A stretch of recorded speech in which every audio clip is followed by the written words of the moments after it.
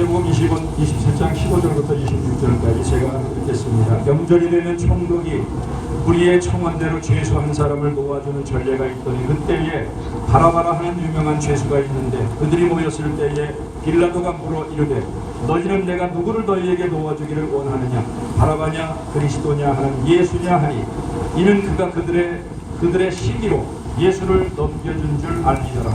총독이 재판석에 앉았을 때에 그의 아내가 사람을 보내어 이르되 저 오른 사람에게 아무 상관도 하지 마옵소서. 오늘 꿈에 내가 그 사람으로 인하여 애를 많이 태웠나이다 하더라. 대제사장들과 장로들이 무리를 권하여 바라바를 달라 하게 하고 예수를 죽이자 하게 하였더니 총독이 대답하여 이르되 둘 중에 누구를 너희에게 놓아주기를 원하느냐 이르되 바라바라고 소리다. 빌라도가 이르되 그러면 그리스도라는 예수를 내가 어떻게 하랴. 그들이 다 이르되 십자가에 못 박혀야 하겠나이다. 빌라도가 이르되 어찌미냐 무슨 악한 일을 하였느냐.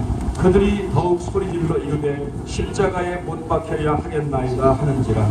빌라도가 아무 성과도 없이 도리어 밀란이 나려는 것을 보고 물을 가져다가 무리 앞에서 손을 씻으며 이르되 이 사람의 피에 대하여 나는 무죄하니 너희가 당하라. 백성이 다 대답하여 이르되 그 피를 우리와 우리 자손에게 돌릴지어다 하거늘.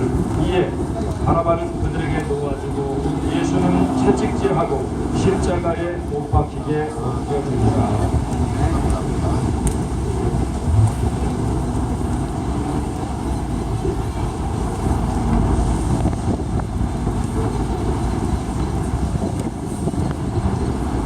세상에 인간이 살다 보면 여러 가지 범죄가 일어나고 범죄에는 가해자가 있고 피해자가 있습니다. 법이 생긴 것은 바로 가해자에게는 법을 집행하고 피해자는 보호를 하기 위해서 법이 있는데 오늘 기독교 역사에 정말 유례가 없는 이런 세계적인 재판이 일어나는 장면을 본문 말씀에서 우리가 읽었습니다. 유대 지방의 총독을 맡은 빌라도가 죄수 하나를 끌고 왔는데 아무리 문책을 하고 취조를 해봐도 이 죄수의 죄를 발견하지 못했습니다. 보통 죄를 발견하지 못하면 재판장에 앉은 최고의 재판장이 어떻게 해야 됩니까? 죄 발견하지 못하면 방면해야죠. 선고하지 않죠. 아무리 봐도 죄가 없으니까. 근데 자기네는 이 사람 살려라 죽여라 하는데 알고 보니까 신앙적인 해석의 문제. 불교에도 해석의 차이가 있고 기독교에도 해석의 차이가 있습니다. 그걸 가지고 이 사람 죽여라 살려라 하면은 그건 신앙의 문제니까 너희들이 알아서 해라. 불교든 뭐 기독교든 불당이든 너희들 종교장의 문제지 이거는 형법상의 문제가 아니다 하고 그 자리에서 딱 방면을 해야 돼. 근데 이 빌라도라 하는 사람이 얼마나 비겁합니까? 사람들의 마음을 살려고 했습니다. 유대 지방의 총독이기 때문에 여기서 로마 제국의 관리지만은 거기에서 문제가 일어나면 자기도 문책을 받으니까 어떻게 되지? 유대 대제사장들과 장로들과 유대인들의 대표들과 잘 지내보려고 하는 마음이 있습니다. 그러나 그거는 자기 개인적인 욕심이고 죄인이 죄인인가 아닌가 판명되는 거는 한 사람의 여기 보니까 생명이 달렸습니다. 살고 죽고 하는 문제인데 어떻게 되길 원하느냐. 그 6월절에 유대인들의 마음을 살려고 한 가지 전통이 있었습니다. 특별 사면하는데 그 중에 유대인들이 원하는 사람 하나를 죄가 있어도 유대인들이 다수가 원하면 그 사람을 특별 사면하는 그런 죄가 있으니까 요번에도 물어봤어요. 여기 바라바 하는 악질적인 죄수가 있고 예수라는 사람이 있는데 둘 중에 누구를 놔주려 하는지 이 사람들이 죄인을 죽이라는 게 아니라 바로 의인. 오죽하면은 마누라까지 나타나서 재판정에 딱 앉았는데 사람을 딱 보내갖고 귓속말로 속을 듭니다. 사모님께서 저를 보냈습니다. 꿈속에서 저 옳은 사람에 대해서 관계하지 말라. 저 사람 건드리지 말라 하는 얘기. 마누라까지 동원해서 이 일어난 인간이 깨닫지 못하니까 자기 마누라까지 동원해서 그 사람 무죄로 석방하려고 하는데 이 사람이 마누라 얘기도 안 들었어요. 그거는 사실 성령의 음성입니다. 근데 듣지 않고 또 유대인에게 물었어요. 바라바를 놔주랴 예수를 놔주랴 하니까 바라바. 그러면 예수는 어떻게 하느냐 했더니 죽여라. 무슨 죄를 졌느냐? 이유 묻지 말고 죽여. 여러분, 대한민국에 일어난 탄핵이 바로 이렇게 일어났습니다. 지금 몇 년 동안의 조사를 해봤는데 우리나라 헌법 84조에는 대통령이 탄핵돼야 될 이유, 국회의원도 지금 죄지었고도 나가지도 않아서 찾지도 못하잖아요. 국회의원 나부랭이도 그러는데 한 달에 대통령이 뭐 이런저런 얘기로 탄핵, 그 탄핵이 아니에요. 나중에 잘못되면 깜빵이 가는 거죠. 그렇죠? 그러나 탄핵은 대통령직을 강탈해버리고 파면시켜버리는 거거든요. 그거는 두 가지입니다. 하나는 내란, 대통령이 내란에 죄를 짓거나 아니면 외환, 이런 어마어마한 죄 이외에는 대통령은 탄핵당하지 않는다. 이게 헌법입니다. 그러면 국회에서 대통령과 같은 대권을 쟁취하기 위해서 그 당에서 얼마나 노력했습니까? 근데 이 악한 인간들이 적과 내통해서 도와달라고 하면 저쪽은 옛날에 노무현 우리 탄핵하려고 할 때 어떻게 했습니까? 표결에도 임하지도 않고 그냥 나가버렸잖아요. 그러면 자기네도 그렇게 해야죠. 이미 저쪽에서 보여줬는데 거기에 어떻게 했습니까? 저는 지금 그래서 이 자유한국당을 곱게 볼 수가 없어요. 언제 또 이런 짓거리, 제2, 제3의 이런 짓거리 안 한다고 누가 보장합니까? 이 문제 반드시 해결해야 됩니다. 그냥 좋은 게 좋은 거니까 부여지책으로 하나로 모으자. 저는 그렇기 때문에 대한민국이 이 지경에까지 이르렀어요. 더 이상 내려갈 게 뭐가 있습니까? 더 이상 내려갈 게 없어요. 이제는 해결해야 됩니다. 왜? 이런 사람들을 신뢰할 수 없잖아. 배로 말하면 배가 확 뒤집어지게 생겼는데 자기 살겠다고 선장을 물속에다 쳐박았잖아요. 그렇죠? 그러면 선장만 물속에 쳐박으면 자기네 살아야 되는데 자기네 배도 기울어서 3번 KO패 당했잖아요. 4.3 선거, 6.13 선거, 대선 3번 KO패 당하고 보수에게도 인정을 받지 못했습니다. 죄도 없는 대통령, 국정농단이라고 해갖고 그거 지금 변희재 씨 혼자서 몇몇 사람들이 외롭게 싸우는데 그거 변희재랑 개인이 싸울 게 아니에요. 이건 정당 114석을 갖고 있는 정당에서 싸워야 되죠. 왜? 처음에 국회에서 2016년 12월 9일에 국회에서 탄핵이 됐어요. 저는 그때부터 이건 쓰레기들이구나. 아니 대통령 죄가 드러났습니까? 드러나려면 우리 생각해서 안 되잖아요. 그렇죠? 개인적으로는 싫어할 수 있고 좋아할 수 있는데 한나라에 저도 그렇게 못 잡아놓는데 한나라의 대통령을 내가 기분 나쁘다고 함부로 탄핵 찬성합니까? 그러면 안 되잖아요. 법원에서 그 모든 죄를 다 조사를 하려면 시간이 많이 걸립니다. 근데 그것도 끝나기 전에 야당에서가 아니라 여당이 아니라 야당에서 한 20석만 도와주라 하는데 형님 42석 준비해놨습니다. 정말 속된 말로 가서 막 쪼이타 감시고 뭐 이런 놈들이 다 있는가? 42석 준비했습니다. 그래놓고 그 무고한 대통령 뭐 국정을 최순실이 농단했다고 하는데 만약에 정말로 농단을 해서 대통령이 탄핵을 당할 만한 죄라면은 국회에서 탄핵을 해갖고 헌법재판소에 내길 때 그게 증거물로 제시돼야 되잖아요. 그렇죠? 근데 JTBC에서 WPC가 최순실인데 거기에서 연설문뿐만이 아니라 인사에 개입하고 대북정책하고 국가를 마음대로 주물렀다. 농단질 했다 해서 최순실이 죄가 있는 줄 알았는데 뭐가 죄가 있습니까? 최순실은 그 WPC 주인도 아니었어요. 김한수 행정관이라는 놈이 돈 내고 2년 동안 돈을 내고 소유주도 아닌데 거기다가 사진 수천 장 집어넣고 거기다가 서류 집어넣고 이런 조작을 했으면요 그 놈과 그런 회사는 그건 내란죄입니다. 이건 사형감이에요. 근데 그런 죄인의 죄는 밝히지 않고 지금 그거 갖다 계속 문제 입도 뻥끗하지 못하게 하잖아요. 그럼 이런 거 왜 개인이 합니까? 국회의원들이 해야죠. 정말 한심한 거예요. 그래서 저는 처음에 조사위원회, 이거 진상규명위원회에 들어가자 해서 제가 6명 진상규명위원회에 들어가서 프레스센터에서 할 때 들어갔습니다. 이건 말도 안 되는 거예요. 거기 WPC 안에다가 외부에서 단자를 딱 넣어갖고 외부 입력이 들어가는 게 그것까지 다 잡은 거예요.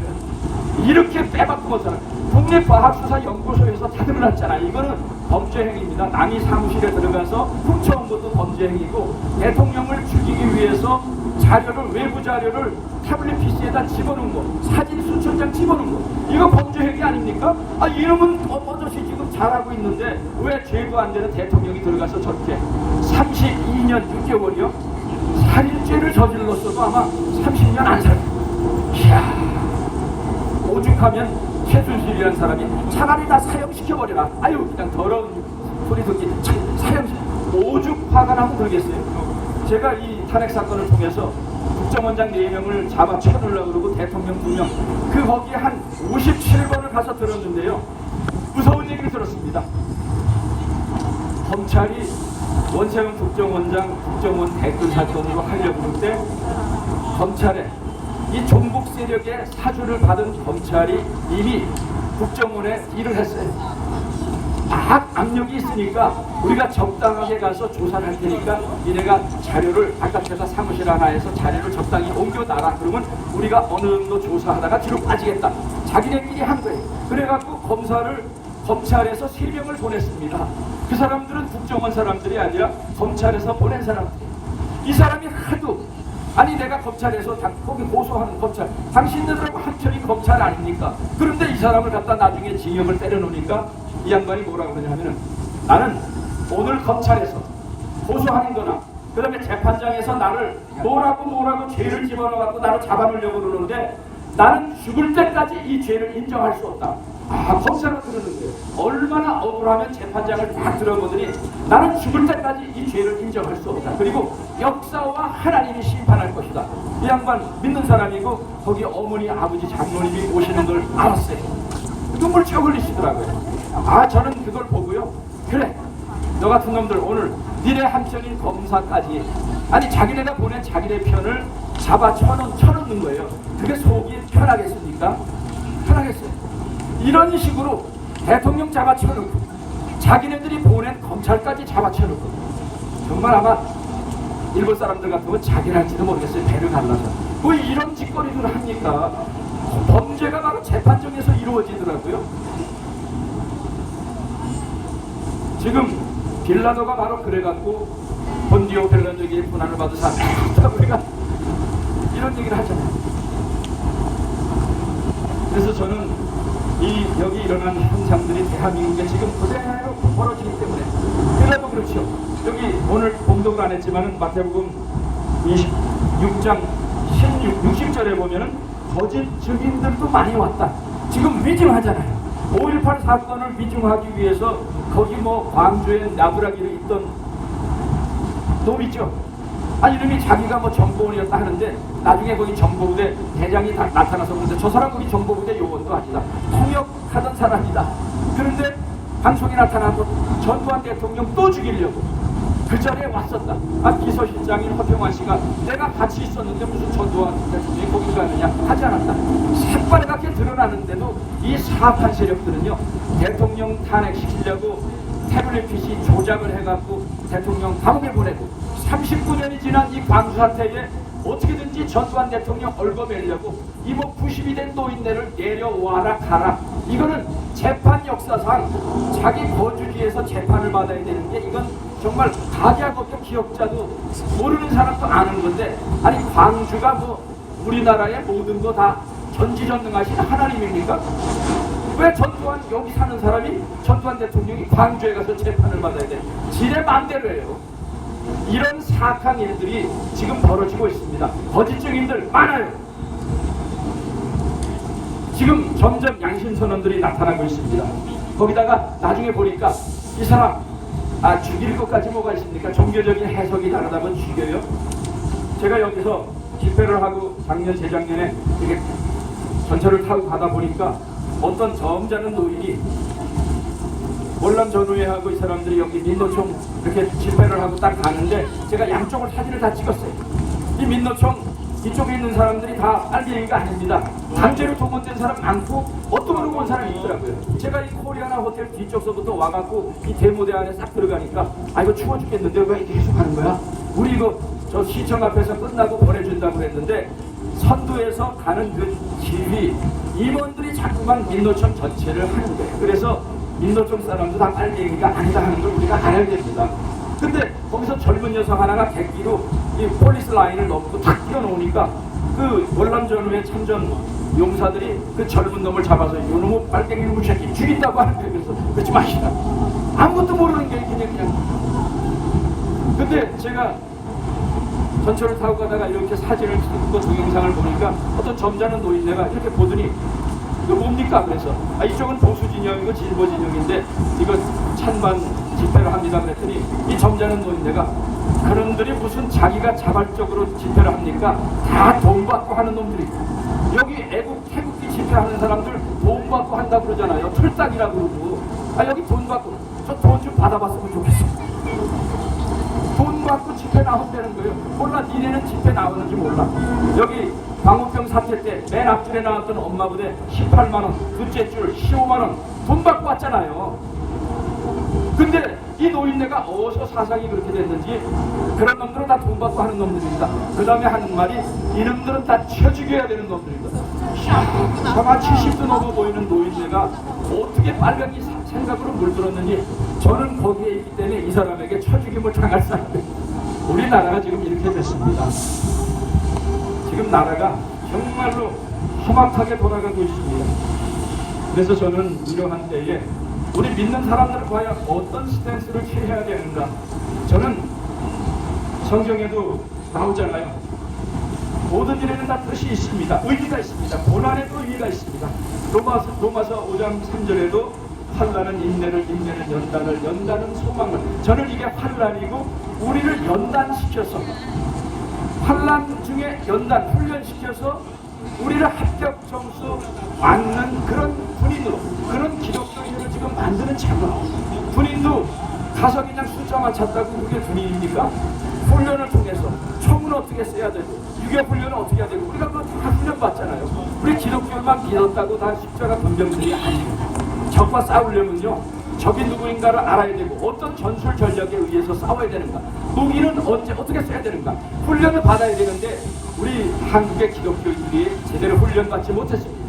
태극기 부대도 지금 훈련을 제대로 받지 못했어요. 지금 모이고 여기저기 모이는데 적의 최고 취약점, 숫자적으로 밀리고 정권이 다 뺏겨버렸는데 이런 시점에 적의 숨통을 끊을 수 있는 약점이 어딘가, 이것도 하나 파악하지 못하고 태극기는 열심히 흔들지만은 지금 이런 전략으로 우리가 어떻게 이 악한 세력과 싸워 이기겠습니까? 그래서 지금 우리를 연단시키고 훈련시키고 있어요. 용광로에 기구를 하나 만들어도 대장쟁이가 집어넣어갖고 불 속에 집어넣고 두드리고 불 속에 집어넣고 두드리고 모양 잡고 하잖아요.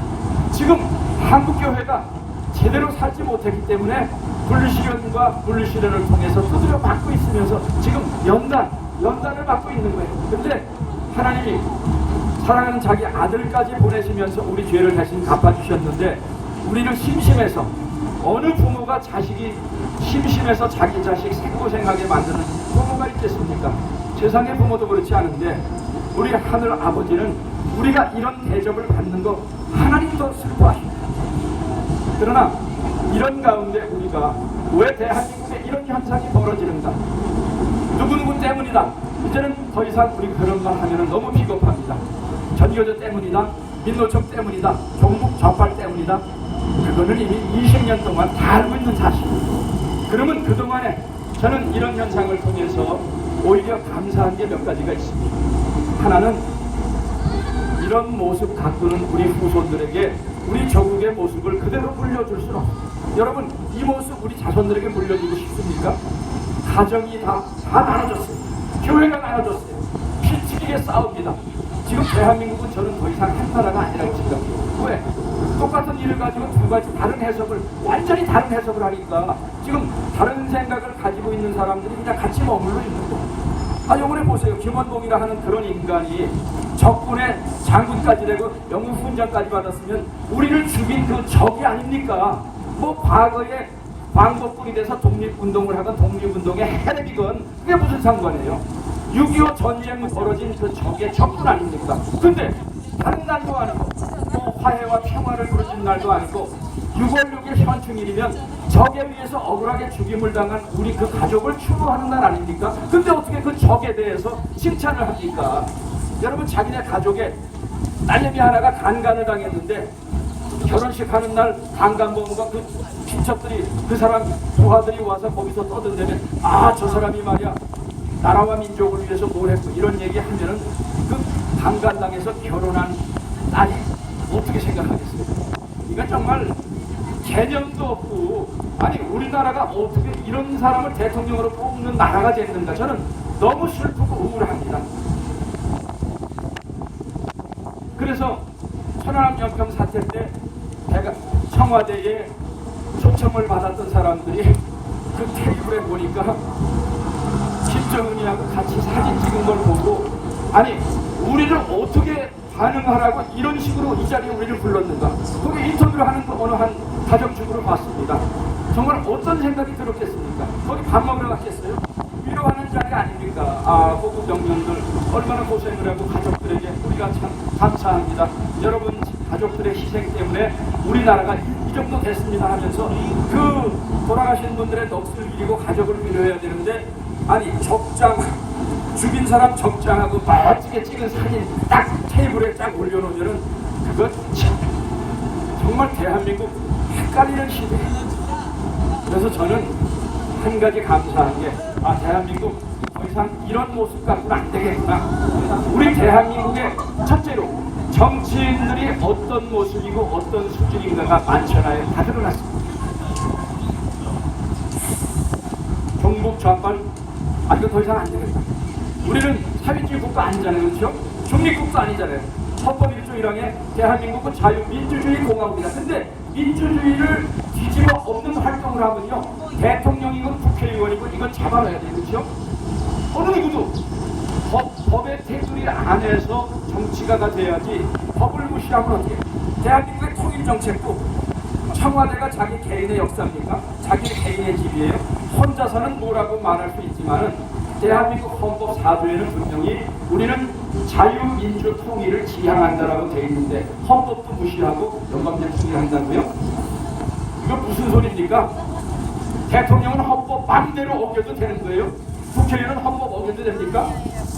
박근혜 대통령 헌법도 어기자는데 감옥에 치고, 어떤 사람들은 어저씨 헌법을 어기는 반한국적인 반헌법적인 이런 행위를 하는데도 대한민국 국민들이 언제까지 그대로 듣고 있어야 되겠습니까? 그래서 저희는 이제는 종북좌빨 더 이상 안 되겠구나.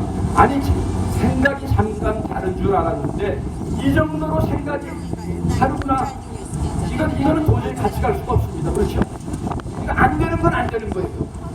아니 헌법적인 테두리 안에서 뭐가 화합도 얘기하고 평화도 얘기하고 통일도 얘기하지, 그냥 자기 생각나는 대로 막 떠들면은 그게 다 우리가 그대로 다 따라야 됩니까? 그거 독재죠. 그대로 다 따르라고.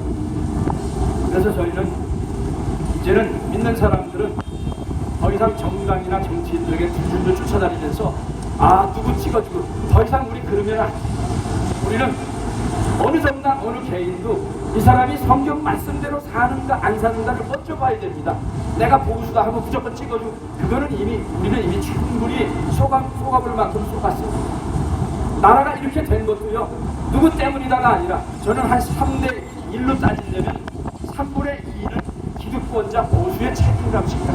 어느 사회, 일본, 미국, 거기도 종북도 있고 정말 다 있어요. 그럴 때문이 아니라 사회를 바로 지탱해 가는 건 다수의 하나님 두려워하는 사람들이 있잖아요.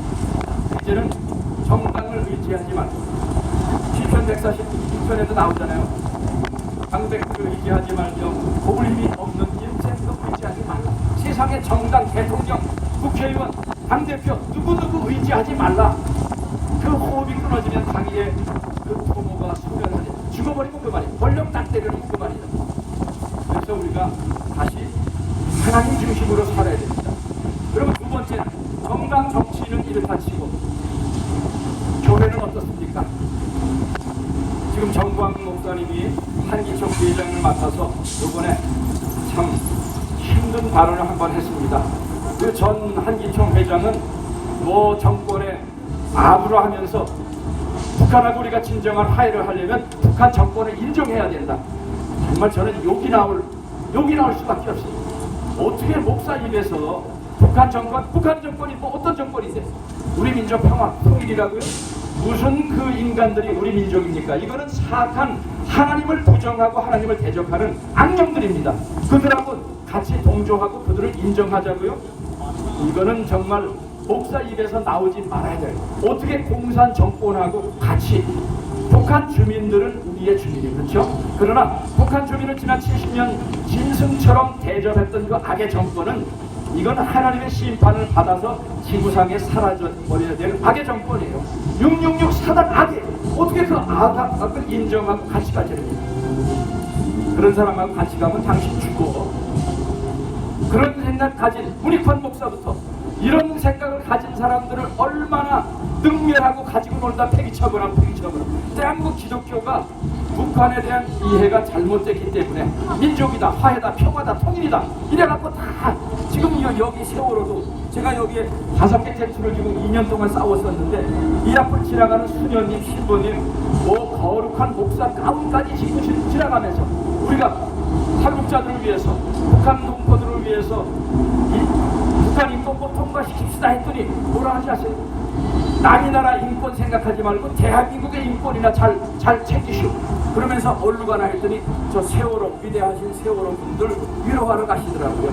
이분들은 하나님의 형상대로 지원받은 우리 북한 동포들 2,500만이 어떤 취급을 받아도 마음의 감동도 긍휼도 없는가 봐. 304명만 마음속에 있고 2,500만은 그런 감동이 없는가 봐요. 그러면서 자기네가 신부다, 승려다, 목사다 하면서 그래서 야 너희들 한번 천국에 가서 보자.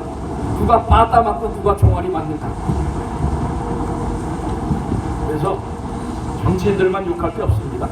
어느 사회나 다 있듯이 우리나라 더 개념 없고 다 악한. 지금 뭐 보수를 괴멸하겠다, 보수를 완전히 씨를 말리겠다 했잖아요, 그렇죠?